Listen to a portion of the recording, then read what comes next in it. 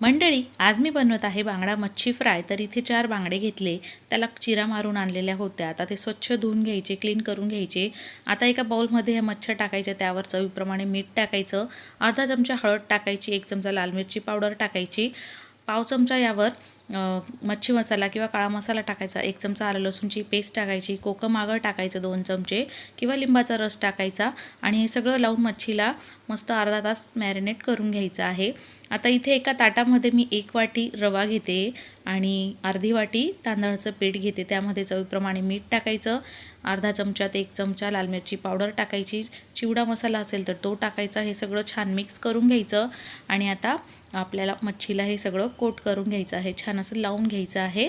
आणि आता साईडला आपण गॅसवर तवा गरम करायला ठेवायचा, त्यावर तेल टाकायचं 1-2-3 पळी आणि मस्त ही मच्छी एक एक ठेवायची आहे.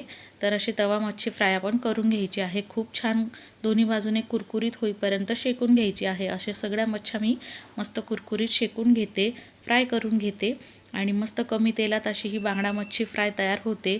खूप छान लागते. नक्की करून बघा. रेसिपी आवडल्यास लाईक शेअर सबस्क्राईब करा. धन्यवाद. भेटू पुन्हा. Bye bye. See you.